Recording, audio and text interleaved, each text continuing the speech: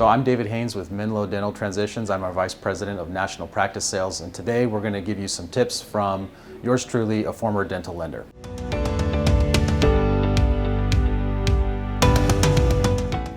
If you run personal owner discretionary expenses through your business, you're not alone, but it can be challenging for a broker or dental lender to add those things back when you go to sell your practice. So for example, if you have season tickets that are really for personal benefit, or other Costco runs, things like that that are truly owner discretionary, A, it's difficult to identify some of those things, and B, it can be hard to justify the add back because the buyer and bank are going to assume that most expenses are for business benefit or business use. So it happens a lot. There can be a legitimate expense. Maybe it's somewhat of a gray area, but we urge you as you go to sell your practice to clean up owner discretionary expenses. It's helpful to have several periods where you're not expensing large owner discretionary personal items through the office.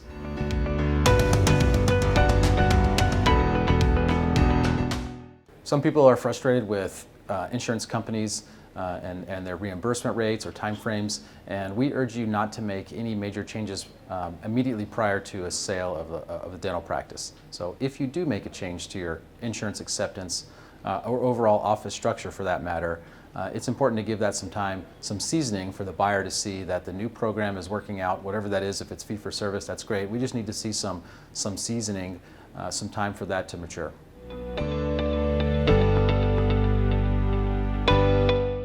Selling to an associate is great. The person already has experience in the office. Obviously, they're already working there. They've built some goodwill.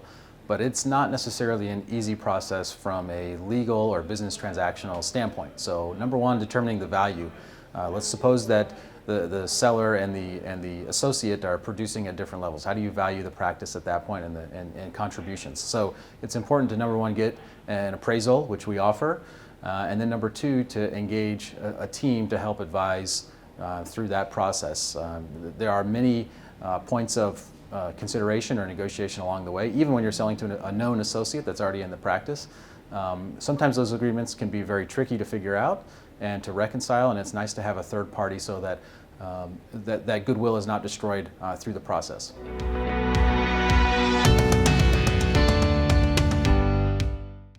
So most banks like to see consistent performance over time. With the exception of COVID, 2020, and all those factors, banks like to see consistent performance. And so that can be broken down on even a monthly basis. We try and, at least these days, put less weight on some of the 2020 figures. But outside of that, banks strongly favor consistent performance. So if there's a big up or down year, you'll want to make sure that that's explained thoroughly so that the bank and the buyer can wrap their arms around what happened, why. Maybe there's a really good explanation and we can look right past it, but consistent performance is best.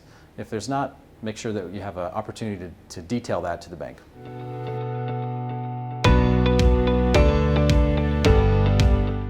Buyer and bank are going to be somewhat skeptical of future unrealized performance of the office. So for example, let's say you have 8 operatories and you're really only utilizing 5, and it's in a high growth area and there's a lot of potential performance there.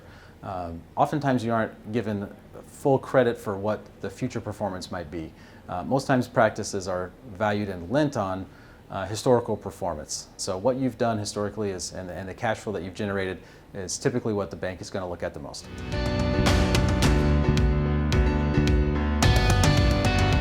So seller carry notes can be a very valuable tool, particularly in small offices and very large offices. If we have an owner, user, buyer, and seller, sometimes owner or seller carry notes are essential to get the transaction closed. If you've got a middle-of-the-road office and a qualified buyer, seller carry note can really be unnecessary for that transaction. So if that's being required, it's most likely that the bank is not really a dental lender, or they don't have a dental specific program. So that's where you want to make sure you're with a more aggressive bank that has a specific dental lending program, so you can avoid that in the large majority of cases.